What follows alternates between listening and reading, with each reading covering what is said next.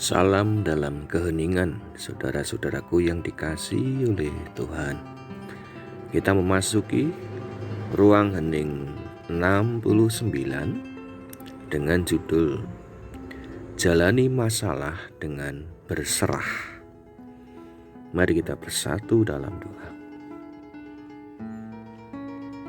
Kami menyatukan hati kami, Tuhan, untuk menerima sabda-Mu yang suci.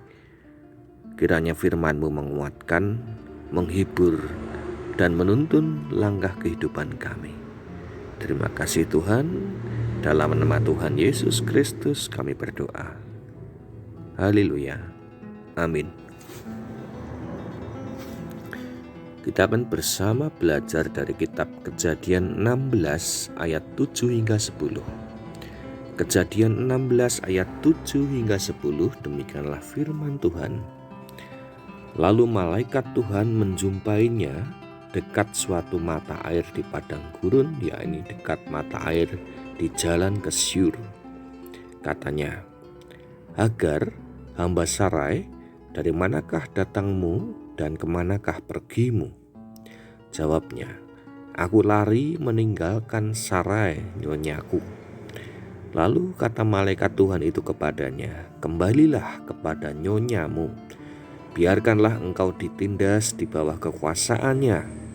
Lalu kata malaikat Tuhan itu kepadanya, aku akan membuat sangat banyak keturunanmu, sehingga tidak dapat dihitung karena banyaknya.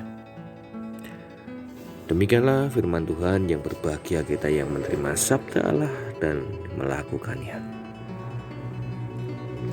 Salam sehat dan bahagia, saudara-saudaraku yang dikasihi oleh Tuhan. Ketika Hagar lari menghindari Sarai, Tuhan melalui malaikatnya menyapa dan meminta Hagar untuk kembali kepada Sarai.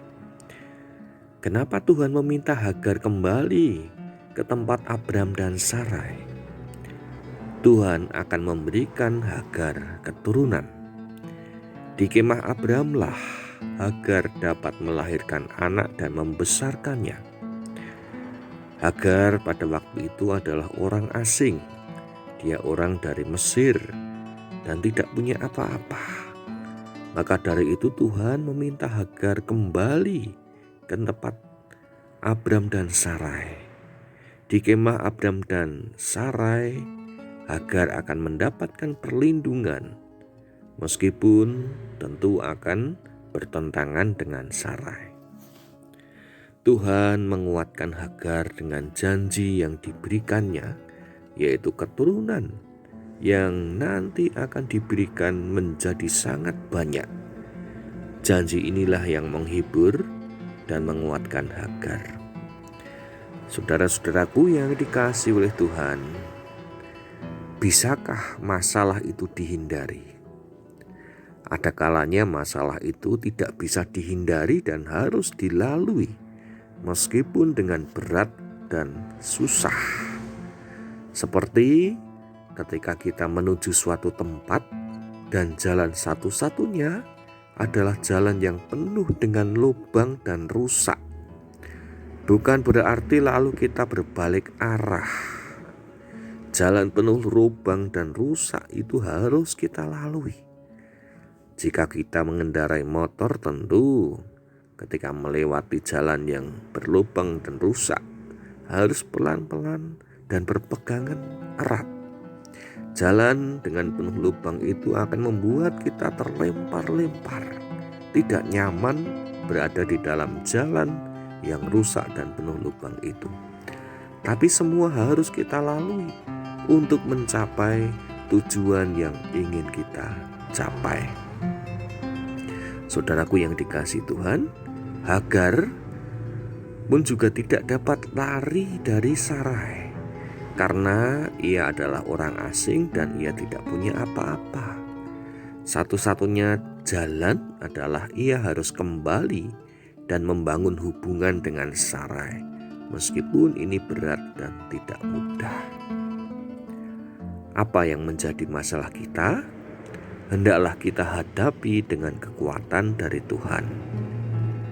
Jangan pernah putus asa Jangan pernah menghindari masalah, karena di dalam Tuhanlah pasti ada penghiburan dan penguatan di dalam kita menjalani setiap langkah hidup kita. Amin. Mari bersama kita berdoa. Tuhan, ketika Hagar lari daripada Sarai, ia ingin menghindari permasalahan dengan Sarai. Akan tetapi perjumpaan dengan malaikat mengubah dirinya. Hagar kemudian kembali kepada Sarai meskipun menjalani hidup yang berat. Tapi di sanalah Hagar nantinya akan mendapatkan berkat keturunan dari Tuhan. Mampukan kami untuk belajar dari Hagar, di mana permasalahan yang ada itu bukan untuk dihindari, tapi untuk dijalani dengan tekun. Kami yakin ketika kami berserah kepadamu, setiap permasalahan pasti akan ada jawaban dan solusinya, dan Engkaulah yang akan menguatkan langkah kami semua. Terima kasih atas firman-Mu yang telah kami terima pada saat ini. Berkati juga kehidupan kami Tuhan, di tengah-tengah kehidupan keluarga kami. Mampukan kami untuk hidup dengan damai sejahtera. Dan juga kehidupan gereja kami, mampukan kami untuk bersama-sama melayani-Mu, beribadah di hadirat-Mu dan menguatkan iman kami. Dan di tengah-tengah kehidupan bermasyarakat, mampukan kami untuk saling berbagi, saling menolong dan saling menguatkan. Terima kasih Tuhan, doa ini kami panjatkan dalam nama Tuhan Yesus Kristus. Haleluya. Amin.